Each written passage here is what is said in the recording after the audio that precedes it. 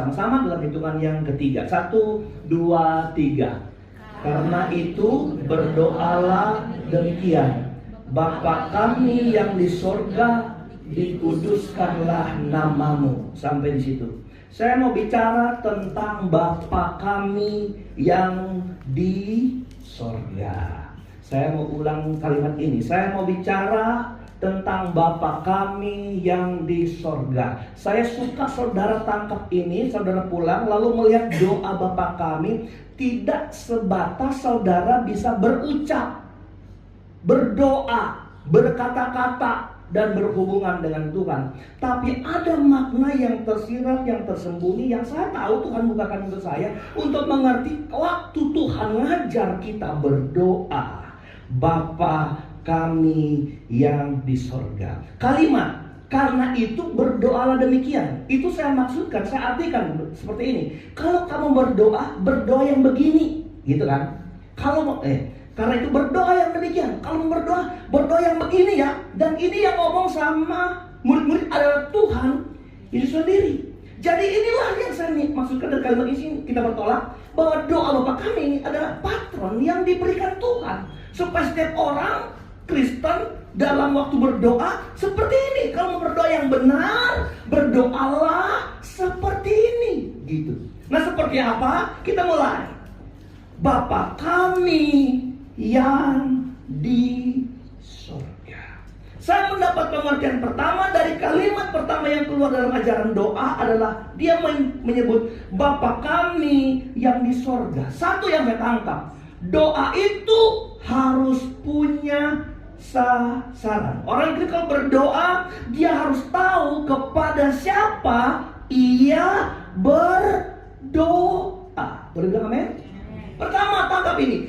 Pertama, kalau mau datang dalam ajaran Bapa kami, dia datang, dia tahu kepada siapa dia berdoa. Bayangin, kalau doa itu artinya adalah komunikasi, maka dia harus tahu dengan siapa dia berkomunikasi, benar?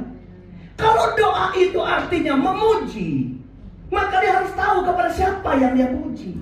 Kalau doa itu adalah menyembah, dia harus tahu siapa yang dia sembah. Kalau doa itu berinteraksi, suatu kegiatan interaksi, maka dia harus tahu siapa pribadi yang berinteraksi, yang diajak berinteraksi. Haleluya. Nah, Alkitab bilang doa itu, di doa itu adalah Bapa kami. Dia berdoa, dia berinteraksi, dia memuji, dia menyembah dan seterusnya. Itu kepada siapa? Disebut Bapa. Bapa. Di dunia ada banyak Bapa. Ada Bapa dari Tiongkok, ya kan? Ada Bapa dari India, saudara. Kita orang Sulawesi ada Bapa sendiri, saudara, ya. Mungkin ada Bapa dari Toba. Tapi yang kita mau doakan, sasarankan penyembahan kita, pujian kita, pengagungan kita, interaksi kita kepada Bapa yang di sorga. Di sorga cuma punya satu Bapa, haleluya. Jadi kalau berdoa, jangan berdoa kepada leluhur Bapa kita yang ada di sana. Kenapa berdoanya kepada Bapa? Karena Bapa itu disebut Alkitab, dia adalah Bapa yang iya, Bapa di sorga itu Alkitab bilang dia adalah Bapa yang kekal. Haleluya. Jadi kita harus berdoa kepada satu zat yang kekal, yang tidak pernah habis, yang tidak pernah mati. Di luar ini Bapa-Bapa yang lain adalah Bapa-Bapa yang bisa mati dan bahkan yang sudah mati. Boleh bilang amin? Ada pertanyaan berikut. Kenapa Yesus mengajar murid-muridnya berdoa Bapa kami? Kenapa dia nggak bilang Raja kami? Ingat yang di sorga itu kan dia punya predikat predikat yang kompleks dalam diri dia. Kenapa dia nggak berdoa Imam kami di sorga? Kenapa dia nggak ngajar murid-muridnya berdoa seperti apa lagi? Apa istilah tentang Tuhan? Raja, Imam dan sebagainya. Kenapa bukan itu yang disebut, saudara? Tapi Tuhan bilang kalau berdoa, berdoalah menyebut Bapa. Apa maksudnya? Apa maksud ketika Tuhan mengajar tentang Bapa. Saya melihat kata Bapa dalam terjemahan Yunani itu ditulis Pater. Kata Inggris pun sama mengenal kata itu, Father, saudara, tulisannya. Jadi diambil dari situ. Jadi saya sudah bolak-balik, itu adalah ayah. Haleluya. Lalu saya mendapat sesuatu begini. Ketika Tuhan mengajar doa Bapa kami, Dia tidak sekedar mengajar kita menyebut berkata-kata, tapi Dia mengajar kita untuk benar berdiri tepat di hadapan yang kita sebut Bapa. Jadi kenapa kita harus berdoa tentang berdoa Bapa kami? Gini. Pasangan Bapa itu berarti adalah anak. Ini yang saya dapat. Waktu Tuhan mengajar kita doa Bapa kami, Dia bilang seseorang Kristen yang mau datang di hadapan Bapa, dia harus pantas berdiri sebagai anak. Haleluya. Ingat, dalam hubungan Bapa kami, Tuhan mengajar kita apa? Kita itu datang sebagai anak. Saya ulangi sekali lagi, sebagai anak. Kenapa anak? Karena hanya anak yang bisa berseru, ya Abba, ya Bapa. Di luar anak, seruan Bapa gak masuk kepada Bapa karena Tuhan melihat engkau bukan anak. 10 juta kali engkau menyebut Bapa, Tuhan akan melihat status kita lebih dulu, baru Dia melihat ucapan kita. Maka kita belajar doa Bapa kami, bukan persoalan ucapan, tapi persoalan berdiri di hadapan Dia dengan status yang tepat sebagai anak. Kita nggak usah belajar, dengar dulu. Kita nggak usah pikir gimana doa kita terjawab dulu. Apa yang harus kita doakan? Seberapa banyak yang kita disampaikan? Tunggu, kita berdiri dulu, membenahi status kita. Bapak Ibu Saudara, ada banyak orang tidak berdiri mewakili status yang Allah beri kepada dia sebagai anak di hadapan Bapa. Maka waktu saya dapatin gini, waktu Tuhan mengajar Bapa kami, ternyata Tuhan bilang begini, kalau engkau mau berhubungan dengan Dia, engkau harus satu, menjaga karakter anak Bapa dalam hidup. Haleluya. Kita harus apa? Mengenal diri kita, mendalami diri kita itu siapa dulu, baru kita dapat ada di hadapan Bapa. Kenali, oh Tuhan, aku mau datang kepadamu, aku harus jadi anak nih saudara. Harus jadi anak. Dan saudara-saudara dengar, anak yang bagaimana? Yang akan Tuhan pilih dan mendengar doa-doa kita. Jadi kita pertama apa? Harus jadi anak. Hidup kita apa? Hidup kita harus diatur, ditata. Tuhan bilang apa? Hiduplah sebagai anak-anak yang kekasih. Itu anak-anak kekasih, tapi anak-anak yang dikasihi Tuhan. Dimana ketika Tuhan melihat dia, Tuhan timbul rasa kasih. Kenapa? Karena ini anak adalah anak yang hidup berkenan kepada Bapa. Doa bukan ucapan, tapi doa adalah memperbaiki kelakuan kita, memperbaiki cara kita. Cara yang mana? Hidup kita yang apa? Yang pantas, yang layak untuk disebut anak. Haleluya.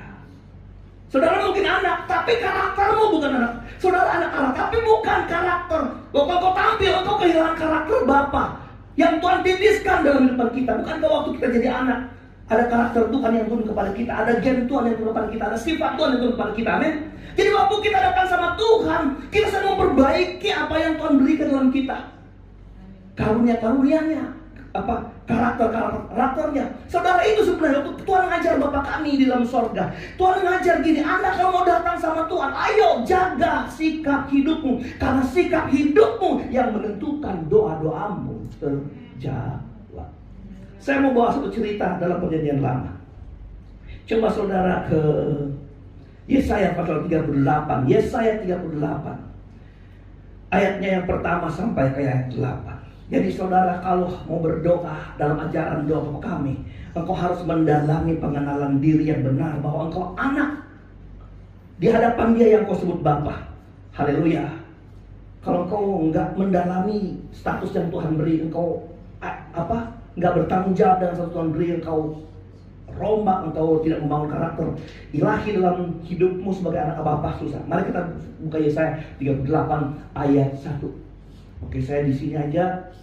melihat sini. Oke, ayat 1. Pada hari-hari itu Hizkia jatuh sakit hampir mati. Lalu datanglah Nabi Yesaya bin Amos dan berkata kepadanya, beginilah firman Tuhan. Sampaikanlah pesan terakhir kepada keluargamu, sebab engkau akan mati, tidak akan sembuh lagi. Saya percaya kalau Tuhan berfirman pasti terjadi. Haleluya. Dan ini firman Tuhan. Yesaya bilang sama Hizkia, engkau akan mati dan tidak akan sembuh. Itu firman. Ayat 2. Lalu Hizkia memalingkan mukanya ke arah dinding dan ia apa? Berdoa kepada Tuhan. Ayat 3. Ia berkata, Tuhan, ingatlah kiranya bahwa aku telah hidup di hadapan-Mu dengan setia dan dengan tulus hati, dan bahwa aku telah melakukan apa yang baik di mata-Mu. Kemudian menangislah Hizkia dengan sangat. Maka berfirmanlah Tuhan kepada Yesaya, pergilah dan katakanlah kepada Hizkia, beginilah firman Tuhan Allah Daud bapa leluhurmu, telah ku dengar doamu. Perhatikan balik berikut. Dan telah ku lihat. Saudara, perhatikan, waktu orang datang sama Tuhan, ada dua cara kerja Allah untuk orang itu. Pertama, dia dengar, dan kemudian apa? Dia lihat. Dia apa? Saya ulangi. Apa? Dia dengar, lalu kemudian apa? Dia lihat. Betul, ini yang dilihat air mata. Tapi air mata adalah bahasa dari hatinya. Haleluya. Allah, orang Kristen datang, yang Allah lihat kepada anaknya adalah apa? Cara kerja adalah dia lihat, lalu dia dengar. Dia dengar Tuhan kita. Tapi bukan hanya sampai situ, tapi ada sesuatu yang dia lihat, yang harus bekerja bersama-sama, yang kau ucapkan, yang bisa dia dengar. Dan apakah yang dia lihat dari Hizkia? Perhatikan. Ayat saya baca ulang. Pergi dan katakan kepada Hizkia, beginilah firman Tuhan Allah Daud bapa leluhurmu, telah ku dengar doamu, telah ku lihat air matamu. Sesungguhnya aku akan memperpanjang hidupmu 15 tahun lagi, dan aku akan melepaskan engkau dari kota ini, dari tangan Raja Asyur. Aku akan memegari kota ini. Inilah yang akan menjadi tanda bagimu dari Tuhan, bahwa Tuhan akan melakukan apa yang telah dijanjikannya. Sesungguhnya bayang-bayang pada penunjuk matahari buatan Ahaz akan kubuat mundur ke belakang 10 tapak yang telah dijalaninya. Maka pada penunjuk matahari itu, matahari pun mundurlah ke belakang 10 tapak dari jarak yang telah dijalaninya. Saudara dengar saya jelaskan hari ini. Saudara, waktu Tuhan menetapkan firman kepada Hizkia, Hizkia mau mati, saudara. Hizkia datang dengan doa, tapi dalam doa itu dia bilang, aku telah setia, aku telah apa. Ini sebenarnya ada ulasan saya, saudara, tentang arti setia yang dikatakan oleh Hizkia. Saya nggak jelaskan sini. Aku setia, aku hidup tulus hati, aku melakukan apa yang baik di mata Tuhan. Artinya apa? Hizkia itu menjaga sikapnya di hadapan Tuhan. Jadi waktu dia datang dengan kata-kata, dia berharap Tuhan dengar, tapi dia juga tahu Tuhan melihat hidupnya. Maka hidup ini harus diperbaharui. Supaya apa? Supaya doa ini bukan cuma Tuhan dengar, tapi ada bonus-bonus tambahan yang Tuhan beri. Bukan ucapan, dia cuma bilang, sehatkan aku, selamatkan aku, jangan aku mati. Tapi saudara baca seterusnya, Allah memberikan dia kemenangan kepada musuhnya. Haleluya. Allah kasih dia kemenangan. Musuh-musuhnya takluk sama dia. Dia mendapat kekayaan. Saudara baca sejarah tentang Hizkia. Dia mengalami kemasyhuran yang besar. Itu Hizkia. Apa yang membuat Allah menambah bonus itu? Bukan ucapan Hizkia, tapi cara Hizkia yang disampaikan kepada Tuhan. Dan cara hidup Hizkia itu mempengaruhi hati Tuhan untuk memberkati dia. Lalu ada orang, apakah mungkin terjadi? Biasa kan begitu. Sudahlah, Tuhan sudah bilang kamu mati pasti mati, nggak mungkin terjadi kesembuhan. Biasa begitu kan? Lalu ada orang nantang, apakah memang mungkin Hizkia akan sembuh? Anda lihat perkataan ini yang Tuhan bilang. Ini kan Yesaya punya versi. Nanti di kitab yang lain Hizkia tentang raja-raja ada cerita tentang itu. Nah, Bapak Ibu Saudara, dia ayat 37. Ini akan menjadi tanda bagimu dari Tuhan bahwa Tuhan akan melakukan apa yang dijanjikannya. Jadi Hizkia bilang sama Yesaya, kamu akan ditambahkan umur. Masa mungkin Tuhan udah bilang saya mati? Ini jadi tanda bagimu Hizkia, kata Yesaya. Ini akan jadi tanda. Anda lihat itu tanda. Perhatikan ayat 8. Sesungguhnya bayang-bayang pada penunjuk matahari buatan Haas akan kubuat mundur ke belakang 10 tapak yang telah dijalaninya. Maka pada penunjuk matahari itu, matahari pun mundur ke belakang 10 tapak dari jarak yang telah dijalaninya. Ngerti gak ini? Ngerti gak nih ayat 28? Orang dulu kan mengukur waktu pakai matahari, bukan? Pakai matahari. Jadi kalau matahari tengah, ini tiang saudara, kalau dia rata itu jam 12 siang. Menurut versi kita gitu. Ini sembari lewat aja. Saudara, kalau dia miring, ada bayang miring di sebelah sana. Kalau matahari sebelah sini, saudara, itu cahaya coba lihat ada di sana. Semakin dia ke sana, semakin pendek ini. Haleluya, semakin pendek. Kita bilang, Hizkia, kalau kamu nggak percaya, aku bisa buat. Tadi bayang itu sudah maju 10 tapak, sekarang aku buat dia mundur. Kubuat dia mundur. Ada cerita waktu Hizkia, Tuhan kasih bukti jawaban doanya. Tuhan kasih berhenti matahari. Tapi sebenarnya Tuhan tidak kasih berhenti, Tuhan kasih mundur. Makanya dosen saya bilang begini, kenapa setiap tahun di Inggris yang pusat waktu dunia itu harus diatur ulang waktunya. Kenapa? Akan ada selisih waktu kalau kita dibiarkan putar. Apa itu di Greenwich atau di Inggris di mana? Yang sudah pernah ke Inggris mana? Itu diatur ulang. Kenapa? Karena waktu inilah kejadian itu datang. Saudara meragukan Tuhan nggak? Tuhan sampai membuktikan sesuatu yang tidak mungkin menjadi mungkin. Kalau Tuhan bilang, kamu berikan kamu dengan jawaban-jawabanku terhadap setiap permohonan. Saudara, cuma ini kok yang kita mau bikin untuk lihat keajaiban Tuhan yang besar. Waktu engkau diajar Bapa kami, bukan sebutanmu yang Tuhan mau lihat dulu, mau dengar dulu. Tapi engkau datang, Tuhan lihat kamu memang anak yang sedang datang sama saya. Kalau kita datang tidak berperilaku anak, Tuhan akan suruh pulang kita. Dan dengar baik, bukan Tuhan gak mau dengar doa kita, tapi Tuhan mau berurusan dulu dengan karakter kita sebagai anak Allah. Baru dia mau berurusan dengan permohonan kita. Makanya kalau Tuhan belum jawab permohonan saudara, mungkin ada waktu kita memperbaiki karakter kita di hadapan Tuhan. Coba kamu lihat, ada orang yang bukan anaknya, ya Abah, Bapak. Coba Anda tuh anak ayah, yang nyanyi bukan anakmu. Anda bilang apa tuh anak? Bukan karena dia papa kita. Ya kan? Gitu kan? Bukan begitu. Sekarang kalau dia anak, aduh bukan saya nggak mau peduli sama kamu, tapi aduh kamu tuh memalukan Bapak. Bapak menurunkan karakter gini, kamu hidup dengan karakter yang lain dengan karakter Bapak. Anda tahu Pangeran Charles punya anak, saudara. Dalam satu cerita, Pangeran Charles sedang bertemu dengan Perdana Menteri di dunia, saudara. Itu salah satu anaknya, dia datang di tengah-tengah. Seorang anak tidak diapa-apain hanya karena dia anak Pangeran Charles yang ada di sana, saudara. Haleluya. Jadi waktu dia juga orang senang karena masih kecil, bahwa ada pasangan suami istri dari Perdana Menteri di negeri mana, saudara. Dia mengambil makanan, lalu dia taruh di pinggir di piring anak Pangeran Charles itu. Anak Pangeran Charles makan, saudara. Sementara anak ini nggak ngerti apa-apa, tapi dia nggak pernah diusik sama orang lain karena orang tahu itu anak Pangeran Charles. Saudara dengar, anak-anak Tuhan bukan?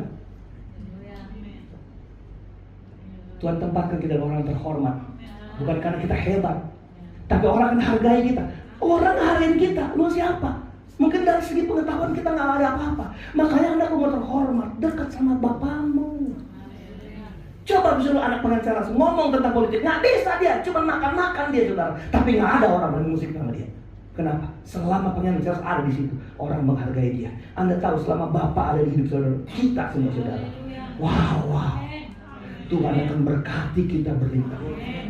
Kan sederhana. Nggak usah ngejilat sama orang. Gitu bukan? Nggak usah muji-muji orang. Saudara bawa hidupmu, predikat anakmu benar di hadapan Bapa. Wow, engkau hanya minta sehat aja Tuhan. Tuhan enggak. Hizkia, kuberikan kamu kemenangan yang gila gemilang di negerimu. Engkau jadi pemimpin yang sukses, yang berhasil karena Tuhan dan cara hidupmu yang menyentuh hati Tuhan. Hizkia, engkau saudara baca riwayat Hizkia. Dia mati dengan pemberian kehormatan yang besar. Hizkia pernah hidup salah. Dia pernah menyembah patung, saudara. Tapi dia merubah kesetiaannya kepada Tuhan. Tuhan pilih.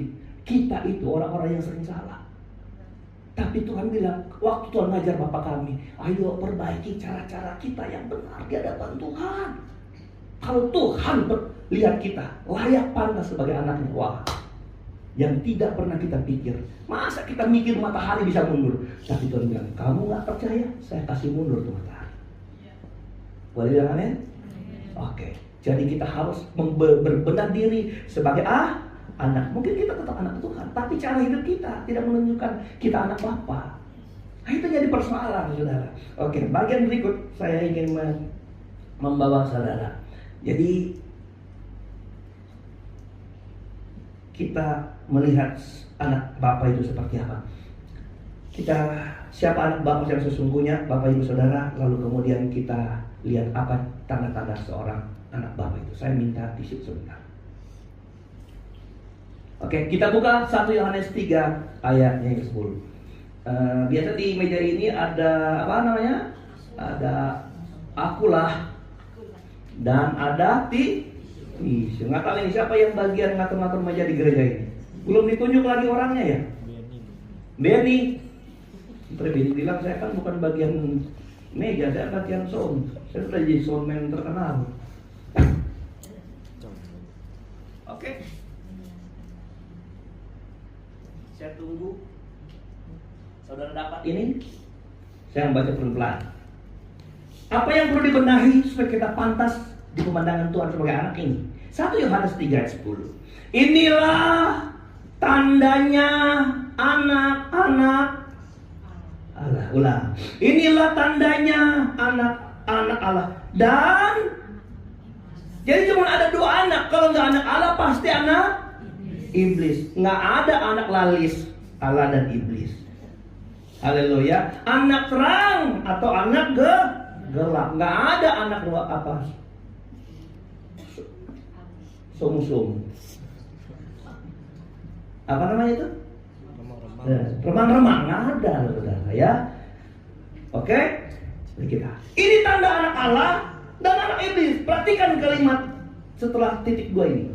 Setiap orang yang tidak berbuat sama-sama kebenaran tidak berasal dari Allah. Demikian juga barang siapa yang tidak mengasihi saudaranya. Saya sisihkan kata mengasihi saudaranya karena cara mengasihi saudara itu adalah perbuatan kebenaran. Jadi saya cuma ambil kata ini, kata kebenaran. Saya baca ulang. Ini tandanya anak Allah, tandanya anak iblis. Setiap orang yang tidak berbuat kebenaran tidak berasal dari Allah. Berarti orang yang berbuat kebenaran berasal dari Allah. Dan orang yang tidak berbuat kebenaran berasal di luar Allah. Dan sebenarnya Allah hanya ada siapa?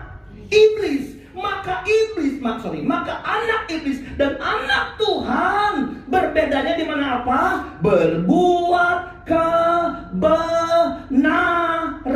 Kenapa bukan kebaikan? Perhatikan ya. Kebaikan dan kebenaran 2 hal yang sangat-sangat jauh berbeda. Orang Kristen dipanggil untuk hidup dalam kebenaran, bukan kebaikan. Haleluya. Lihat, kebenaran itu adalah salah satu dari 8 tiang keselamatan, yaitu pembenaran, adopsi, pembenaran, pengudusan. Tidak ada kebajikan. Tapi anak Allah itu dibawa kepada pembenaran. Kebajikan itu relatif. Haleluya. Yang kita anggap baik di Manado belum tentu baik di Medan. Yang kita anggap baik di sana belum tentu baik di sini. Tetapi kebenaran nggak bisa ditawar-tawar. Yang menurut baik bagi orang Manado belum tentu bagi orang China. Dan seterusnya. Tapi kalau kebenaran tidak bisa ditawar-tawar. Saya kasih tahu berikut kalimat saya begini. Saudara-saudara, yang anak-anak Allah itu berbuat benar, yang tidak berbuat kebenaran itu adalah anak-anak iblis. Saya tanya, kenapa bukan kebaikan? Karena kalau iblis, kalau itu disebut kebajikan, iblis bisa berbuat kebajikan. Tapi iblis gak bisa berbuat kebenaran. Ngerti gak saudara? Perbedaannya, iblis boleh berbuat baik. Saya tanya, iblis boleh bikin kita kaya gak? Bisa gak? Saya tanya, iblis boleh kasih kesembuhan gak orang yang sakit? Boleh, apa yang iblis nggak bisa buat. Dan kalau kita pandang sebentar, itu sebuah perbuatan yang namanya kebaikan. Baik sekali ini iblis. Kemarin ada pendeta bilang, aduh kalau sudah, pokoknya yang penting sembuh aja deh. Mau siapapun, biar mau dari setan, yang penting sembuh dulu. Nanti kemudian setelah setan sembuhkan, berlari sama Tuhan. Aduh, kamu punya otak ini. Daripada mati bro, biar cuma mati dengan Tuhan. Nah kalau itu opo-opo dikasih sembuh, pergi juga dia. Nanti kau sembuh, setelah sembuh, Tuhan aku mau balik kepadamu. Itu iman gila itu saudara. Mati hidup kita harus dengan Tuhan. Saya kasih tahu, iblis bisa bikin kebajikan. Saya tanya, contoh, iblis bisa bikin kaya nggak? Boleh. Tapi iblis berhenti di situ nggak? Kalau dikasih kaya, dia nggak berhenti itu. Dia punya maksud buat kita yang dia jadikan kaya. Dan ending dari itu sasarannya adalah dia bunuh kita. Jadi kebenaran itu adalah motivasi. Dan tidak pernah ada motivasi benar di hati setan. Hanya ada pada Bapa di surga. Makanya kita bilang, kalau engkau anak Tuhan, bangun motivasi yang benar. Perbuatan benar, benar. Perbuatan benar dimulai dari motivasi. Kalau saudara belum sanggup berbuat, bangun dulu motivasi benar. Itu namanya mental. Bangun mental benar dulu saudara. Nanti Tuhan mampukan kau berpraktek benar. Haleluya. Kan menjadi kaya itu saya bilang, jadi mental kaya dulu saudara. Jangan mental miskin, mental kaya adalah bangun. Kalau engkau belum bisa berbuat apa-apa karena engkau gak punya apa-apa. Tapi mental kaya. Haleluya. Nanti Tuhan bilang, luar biasa orang ini. Dia kasih kita kekayaan untuk kita bisa berbuat sesuatu bagi banyak orang. Mental, kebenaran itu adalah tujuan. Kebenaran itu hakikat saudara. Maka orang Kristen dipanggil untuk menjalani hakikat yang gak bisa diubah-ubah. Boleh bilang amin? Ini alasannya. Ayat Alkitab alasannya. Yohanes 17 ayatnya yang ke-17. Mari pemain musik berada di sini. Bapak ini lupa saya rekam. Nah, Yohanes 17 ayat 17. Saya sama-sama kita bacakan ayat itu saudara. Oke, dalam hitungan saya yang ketiga. 1, 2, 3. Kuduskanlah mereka dalam kebenaran. Firman-Mu adalah kebenaran. Yang bisa bikin kudus seseorang apa? Kebenaran. Jadi kalau kita hanya berbuat baik, tidak kebaikan itu nggak bisa menguduskan kita. Haleluya. Makanya surga bukan persoalan berbuat baik. Surga persoalan orang dibenarkan dalam darah Yesus masuk surga. Makanya ini kuduskan orang dalam kebenaran. Firman adalah kebenaran. Jadi firman itu kuduskan kita. Kita membuktikan bahwa kita dikuduskan firman Allah. Hidup kita itu keluar karakter-karakter kebenaran yang Bapa punya dalam hidup kita. Haleluya. Maka saya percaya orang-orang yang berjalan membangun karakter benar, karena benar adalah karakter Allah, Tuhan pasti berkati kita. Kalau Anda nggak percaya, Tuhan mau geser matahari buat saudara. Hari ini siapa yang sedang berdumul? Tuhan, saya banyak kekurangan. Saya beritahu sama saudaranya, saya nggak peduli kemarin hari hidup saudara. Saya nggak peduli rumah tanggamu kemarin. Saya peduli rumah tanggamu hari ini. Saya mau peduli engkau pekerja apa? Karyawan biasa. Saya mau mulai engkau dari. Tapi aku karyawan yang sendagal. Enggak. Saya nggak peduli. Saya mau dari ini. Dari sekarang Anda mau maju. Dari sekarang kau berubah. Dari sekarang kau akan dapat hidup di dalam kebenaran. Boleh bilang amin? Tuhan akan buktikan. Kalau kau berdiri dengan karakter benar di hadapan Bapa, Tuhan lihat kita sebagai anak. Tuhan akan jawab.